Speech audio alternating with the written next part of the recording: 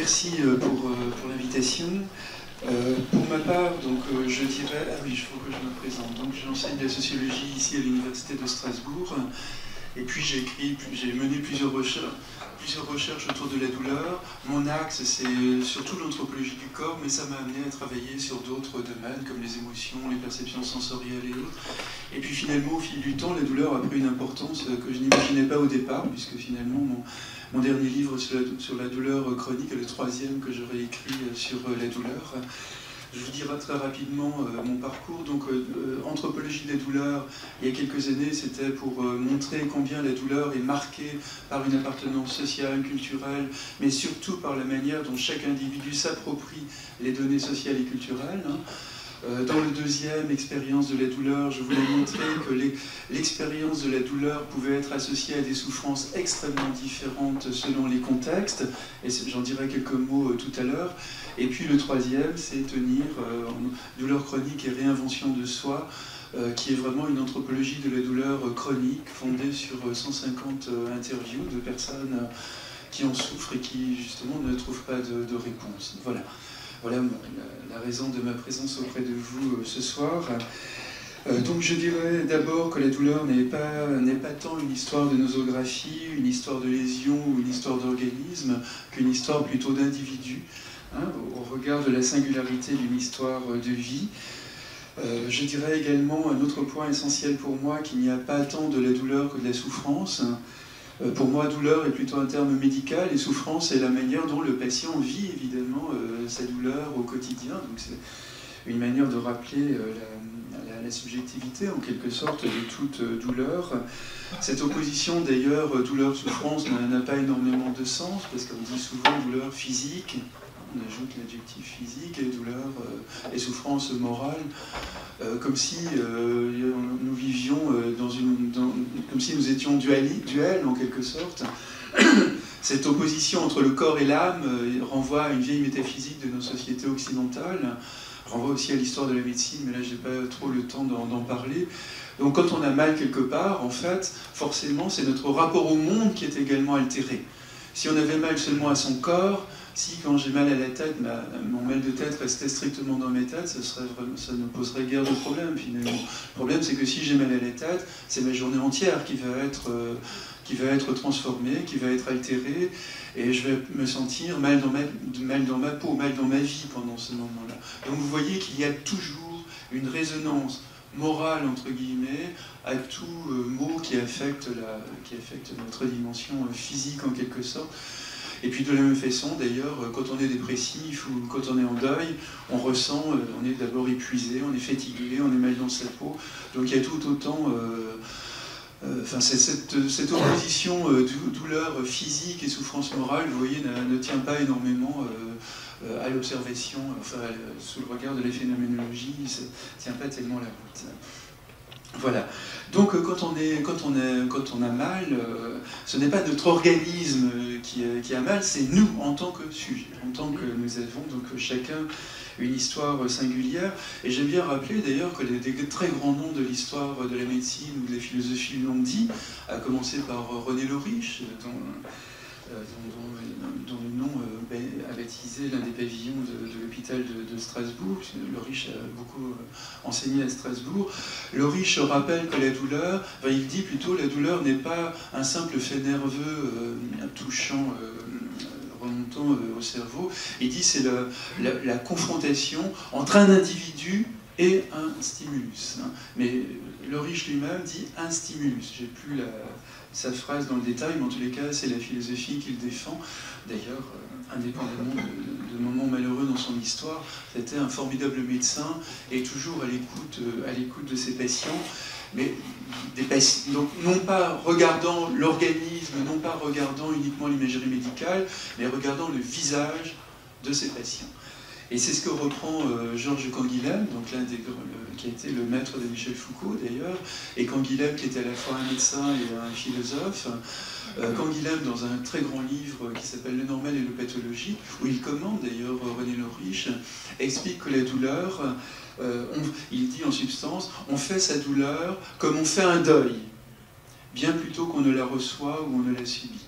Hein. Vous voyez cette comparaison surprenante entre la douleur et le deuil, alors que de prime abord, justement, on aurait tendance à dire bon, la douleur c'est physique, le deuil c'est complètement psychologique. Vous voyez comment l'un des grands philosophes d'aujourd'hui percute complètement cette notion et rappelle en fait que toute douleur, toute souffrance, vu du côté du patient, renvoie d'abord à notre histoire, à la manière dont on est pris dans une situation à un moment ou à un autre. Donc c'est l'individu pour moi qui souffre.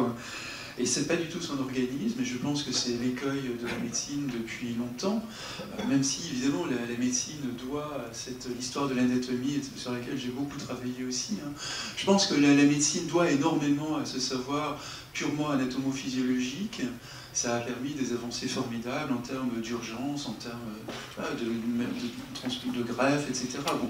Mais par contre, il y a beaucoup d'écueils, et notamment le traitement de la douleur demeure l'un des écueils de ce dualisme, d'avoir coupé complètement l'homme de son corps, enfin, d'avoir inventé un dualisme entre le corps et la personne, et ne s'intéresser qu'au corps amène forcément à un reste en quelque sorte qui devient parfois très très difficile à gérer, et la médecine de la douleur en est un exemple assez saisissant.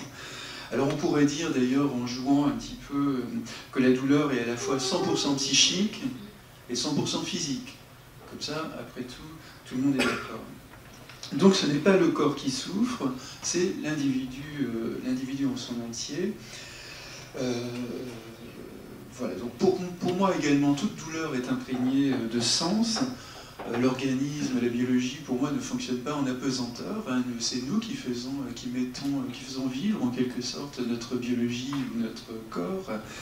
D'ailleurs, le temps me manque évidemment, mais j'aimerais rappeler qu'il y a des millions de représentations, pas des millions, mais des milliers de représentations du corps ou de la personne, parce qu'il y a beaucoup de sociétés qui ignorent la différence corps-individu, hein, corps, âme ou esprit. Donc il y a d'innombrables médecines à travers le monde, et j'aime bien rappeler que notre médecine occidentale, même si elle est souvent performante, n'a qu'une vision de la maladie, une vision de la thérapeutique, une vision de la prise en charge particulière, et il n'y a pas le monopole, il n'y a pas de vérité, si vous voulez, dans les médecines. Il y a simplement des inventions propres à différentes sociétés sur la manière de traiter les pathologies. Et donc, la meilleure preuve de ça, d'ailleurs, c'est que dans nos propres sociétés, vous voyez bien, il y a dans nos rues, il y a des homéopathes, il y a des acupuncteurs, il y a des médecins ayurvédiques, il y a des guérisseurs populaires, etc. Donc on n'est pas en peine de démontrer très facilement que cette vision anatomo-physiologique du corps est une vision parmi beaucoup d'autres, mais absolument pas la vision unique de ce que nous sommes en tant que sujet. Il y a de sens, hein, et le sens, la signification que la douleur revêt pour un individu est une sorte de modulation de la souffrance. Je vais vous en donner quelques exemples très rapides à toute allure, donc je n'ai pas le temps de vous faire des citations, de donner des témoignages de personnes, mais simplement vous donner une sorte de chantier que je vous laisse réfléchir par vous-même. Par exemple, lorsque la douleur est subie, c'est là où elle fait le plus de mal, c'est là où on est dans une souffrance flamboyante en quelque sorte, c'est la douleur liée à la maladie, à un accident, à la torture également. Donc là, on est dans une douleur qui écrase complètement l'individu, qui très souvent le dépersonnalise, le déshumanise. On dit souvent, les personnes douloureuses chroniques qui sont sous cette égide disent « je ne me reconnais plus » et la famille renchérit « on ne le reconnaît plus, on ne la reconnaît plus », etc. Vous voyez, la métamorphose en quelque sorte qu'amène la douleur, mais là dans le sens du pire. Et la torture également est une manière parfois irréversible justement d'avoir été maltraité. Mais pas toujours. Parce que même dans ces cas où la douleur est subie, même dans ces cas où la douleur abîme énormément l'individu, on dispose de toute une série de ce que j'aime bien appeler des techniques de sens, ou des techniques du corps également. Donc évidemment, il y a le massage, il y a différentes techniques de massage, il y a l'ostéopathie, la chiropractique, etc. Mais plus d'une autre, des techniques de sens proprement dites, vous avez par exemple l'hypnose, qui est de plus en plus utilisée aujourd'hui, à juste titre d'ailleurs, parce que je pense que c'est une technique absolument formidable. L'hypnose donc est utilisée aujourd'hui comme une manière de diminuer, de soulager la douleur. Mais évidemment, dans des protocoles qui sont particuliers. Il ne suffit pas d'endormir quelqu'un pour lui dire vous n'allez plus avoir mal en vous réveillant. J'espère qu'aucun de vous n'a cette image-là en tête. C'est plutôt un processus, c'est une démarche à mener avec un hypnothérapeute, une hypnothérapeute, mais j'en connais l'efficacité pour suivre de près un certain nombre de ces artisans aujourd'hui en France. Et puis vous avez aussi la relaxation, vous avez la méditation, vous avez tout un tas de l'imagerie positive, hein, le fait d'être convaincu qu'on va s'en sortir et se donner les moyens pour le faire. Bon, voilà. C'est ce que j'appelle des techniques de sens. C'est ce que d'ailleurs m'ont révélé aussi bon nombre des gens qu'on a interviewés dans mes dernières recherches. Voilà, se donner tout entier à une passion personnelle pour, en quelque sorte, oublier, entre guillemets, qu'on a mal, mais l'oublier non pas avec la méthode Coué en disant au mieux que je pense à autre chose. Non, il est clair que plus on pense à sa douleur et plus on lui donne de l'énergie, hein, plus on a mal. Donc il faut trouver des techniques qui permettent de penser à autre chose, mais en investissant la chose à laquelle on pense. Donc c'est pour ça que quand on est dans une démarche d'hypnose, là c'est encore plus flagrant dans l'hypnose, mais quand on est dans la méditation, dans la relaxation, quand on est en train de lire un roman qui nous passionne, ou qu'un lombalgie qui est en train de regarder un match de foot qui le passionne, pendant ce temps-là, on n'a plus mal, parce qu'on investit à une autre dimension du monde en quelque sorte. Donc l'intérêt, c'est de disposer de techniques du corps et de techniques de sens qui permettent de cristalliser, de renforcer en quelque sorte cet effort du patient. Voilà. Mais de l'autre côté, vous avez les douleurs choisies. Et j'aime bien rappeler que ce sont des douleurs qui nous construisent au contraire. Ces douleurs choisies, on les connaît tous et on les vit tous avec bonheur d'une certaine manière. Hein. C'est le sport, c'est les activités physiques et sportives. On n'est pas un bon athlète si on ne se rentre pas dedans, si on n'est pas capable de serrer les dents en courant, en nageant, etc. C'est le body art. Aujourd'hui, vous avez des artistes qui s'écorchent vif et qui nous disent que ça ne leur fait absolument pas mal, qu'ils contrôlent, qu'ils gèrent. Les pratiques de suspension, vous avez des gens qui se suspendent dans l'espace avec des crochets dans le corps, mais sans anesthésie, hein, et la peau est distendue, mais ils vont rester pendant des heures. Ils vous diront qu'ils n'ont absolument pas mal. Hein. J'ai beaucoup travaillé aussi avec bon nombre d'entre eux. Ils ressentent, je me rappelle d'un ami qui me disait, qui faisait un lien avec mon travail et qui disait, oui, tu as raison, je ressens bien la douleur, mais pas du tout la souffrance. Il y a le ressenti d'un corps qui est traversé par d'innombrables stimulations, mais il n'y a pas la connotation de la souffrance qui fait qu'il y a quelque chose d'écrasant qui est vécu. Et donc les personnes qui vivent des suspensions les vivent comme des véritables passages initiatiques qui les amènent à s'ouvrir davantage aux autres, au monde, etc. Le temps me manque évidemment pour parler de tout ça, mais c'est intéressant de voir, parce que ça pourrait être une technique de torture totalement autodestructrice, enfin totalement destructrice de la personne, vous l'imaginez bien. La différence, c'est le contexte. Hein. Là, en l'occurrence, dans les suspensions, elles sont choisies, elles sont longuement travaillées, méditées par ces protagonistes. Le tatouage, d'ailleurs, le piercing, sont également des pratiques sociales qui peuvent induire la douleur. Notamment un tatouage, une grosse pièce sur le dos, ça fait mal. Mais quand on interviewe des personnes tatouées de la sorte, ils vous disent ça m'a fait mal, mais je me disais c'est vachement bien que ça me fasse mal, parce que je savais que je vivais un moment très important pour moi, et c'était important que ce ne soit pas un moment banal. Voilà. Et donc la souffrance, dans les enquêtes que j'ai menées, n'intervenait pratiquement jamais dans l'expérience du tatouage ou du piercing. Et pourtant, ça peut faire mal, si c'était imposé, si la personne n'avait pas de choix. On pourrait parler comme ça aussi du mysticisme, et mysticisme chrétien notamment, où il n'y a aucune souffrance chez les mystiques, plutôt une jubilation de se rapprocher de Dieu, etc. Toujours dans ces déclinaisons des différents types de douleurs, et donc avec une souffrance qui va... Une souffrance à minima quand il s'agit de la douleur choisie. Vous avez le paradoxe aujourd'hui de la douleur contre la souffrance. C'est-à-dire des adolescents qui s'entaillent et qui disent combien le fait de s'entailler soulage, leur permet d'oublier le mal de vivre qu'elles traversent, les incestes qu'ils ou elles ont pu vivre. Voilà.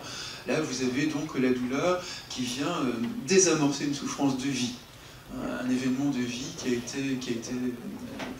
a abîmé l'identité. Vous voyez, c'est une troisième figure du rapport à la douleur. Il y en a une quatrième qu'on rencontre chez les personnes sans abri, dont on pourrait croire qu'elles sont absolument d'un stoïcisme incroyable.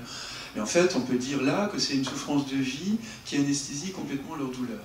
Ils n'ont plus la capacité de ressentir la douleur parce qu'ils ont désinvesti leur corps, en quelque sorte.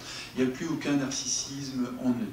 Donc, des personnes sans abri vous diront couramment, moi j'ai pas mal, mon corps je m'en fous, je vois bien que j'ai un membre cassé, mais ça m'intéresse, c'est mon corps qui a mal, c'est pas moi. Par contre, quand on les prend en charge à l'hôpital, et qu'on leur donne la compassion, l'amour dont ils ont manqué, on s'aperçoit que très vite, après quelques jours ou parfois un peu plus, ils commencent à ressentir la douleur. Parce qu'ils réinvestissent leur existence comme étant digne de sens, digne de valeur.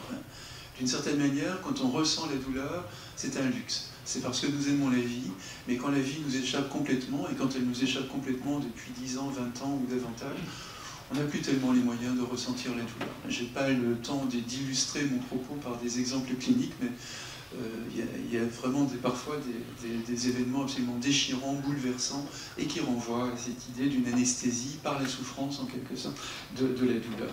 Et puis, il faudrait parler aussi du masochisme. Là, c'est le contraire de tout ce que je viens de dire d'une certaine manière, c'est le fait, un certain nombre d'hommes ou de femmes qui n'éprouvent d'orgasme qu'en se faisant cogner dessus, en se faisant écorcher, en se faisant taillader, etc. Vous voyez comment la douleur est un phénomène anthropologique d'une extraordinaire complexité et qui n'est pas uniquement la douleur tragique qu'on rencontre dans les services antidouleurs, mais une expérience humaine qui peut prendre des formes extrêmement différentes et parfois tout à fait paradoxales. Et puis il y a une autre figure de la douleur, c'est ce que j'appelle la douleur nécessaire. C'est un certain nombre d'hommes ou de femmes qui sont enquistés dans une douleur chronique, mais dont ils ont besoin d'une certaine manière, parce que cette douleur chronique vient colmater une souffrance de vie, très souvent d'ailleurs des abus sexuels, des viols, des événements traumatiques de cet ordre-là, et la douleur qui vient 20 ans, 30 ans, 40 ans après, est une sorte de cri en quelque sorte, une manière de redire la souffrance d'enfance qui n'a jamais été dite, qui n'a jamais été entendue.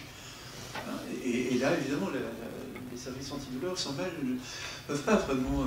sont des patients qui posent énormément de problèmes.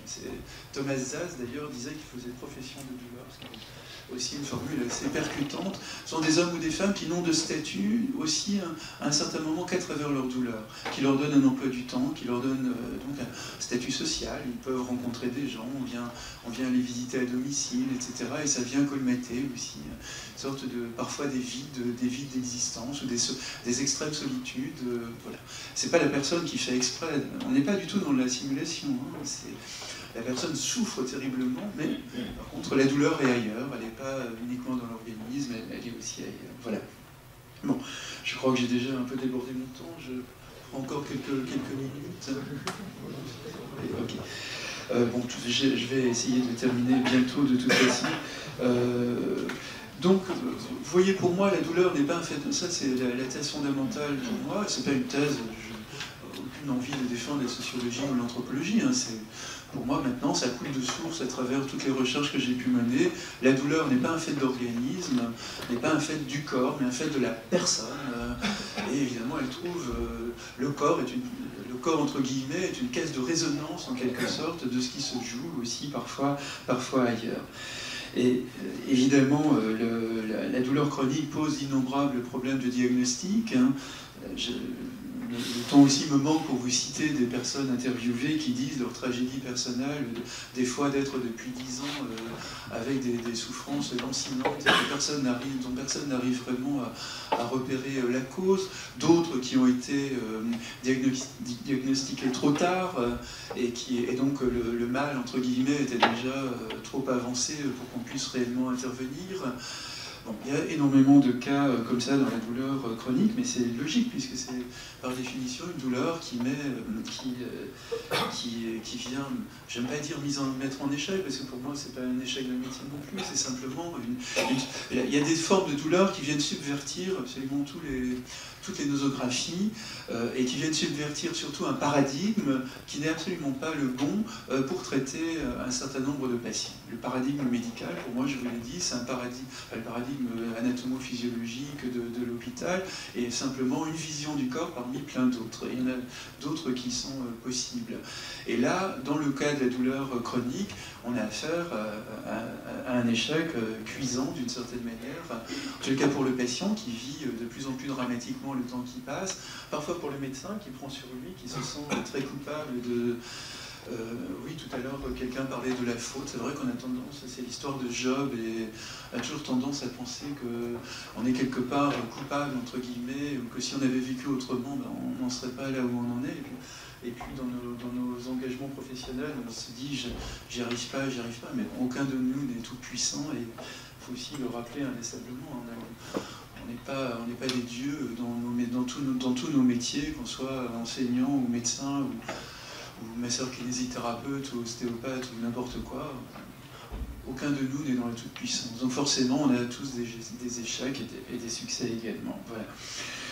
Donc, difficulté de diagnostic, je ne prendrai pas d'exemple. La clinique de la douleur est pour moi extrêmement difficile à mettre en œuvre. Je pense que c'est l'une des plus créatives aujourd'hui dans la médecine française. En tous les cas, je l'ai souvent dit d'ailleurs, je l'ai souvent écrit. Les médecins de la douleur que je rencontre depuis 1995, c'était la première édition de l'anthropologie de la douleur, je me suis trouvé un peu, sans le vouloir, un compagnon de route d'un certain nombre de médecins de la douleur, et j'ai souvent été vraiment dans un grand bonheur de dialoguer avec eux, avec Eric d'ailleurs, avec André Muller à Strasbourg, avec d'autres également. Il y a forcément une écoute énorme du côté des sciences humaines, du côté de la psychologie, de la psychanalyse, parce que ce sont des médecins qui se rendent compte qu'il y a quelque chose qui cloche dans le paradigme médical, et donc qui souvent dans leur approche clinique sont très inventifs. Je compare souvent d'ailleurs la médecine de la douleur à la médecine de l'adolescence, ou à la clinique de l'adolescence, pas la médecine forcément, mais la clinique de l'adolescence, où il faut que les thérapeutes avec des adolescents soient toujours capables de rebondir, d'inventer, de se remettre en question en permanence.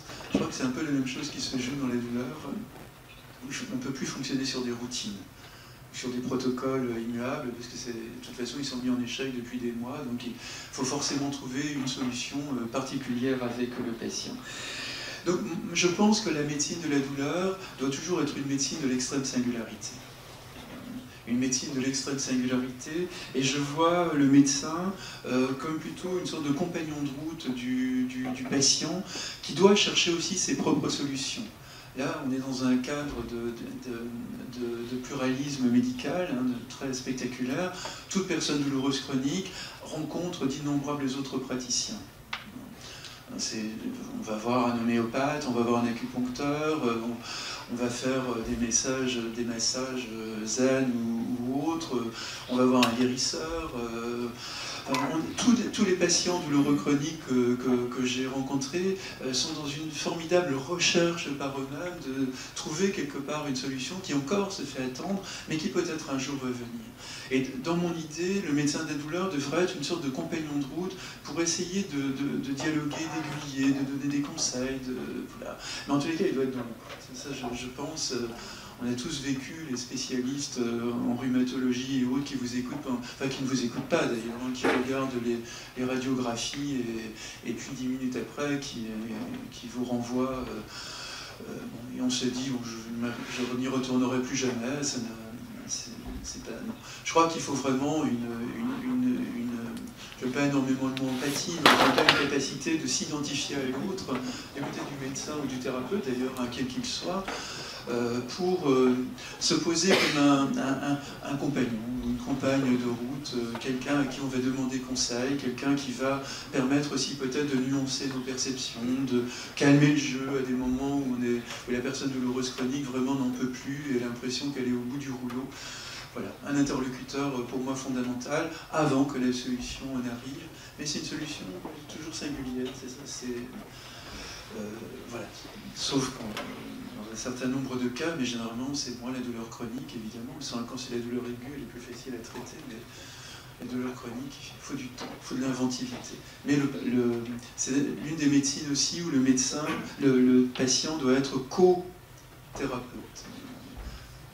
Il doit cheminer en co-auteur, en quelque sorte, de ses soins, et non pas attendre passivement que la molécule fasse son effet. Pour moi, c'est la pire des choses. Là, je pourrais développer longtemps sur l'efficacité symbolique, ou ce que la médecine appelle l'effet placebo et autres, mais quand on est dans cette position passive, les soins, généralement, sont beaucoup moins efficaces que ceux qui sont dans une position active, dans un engagement passionné pour essayer de s'en sortir. Voilà. Je crois que je vais m'arrêter là, et je vous remercie de votre attention.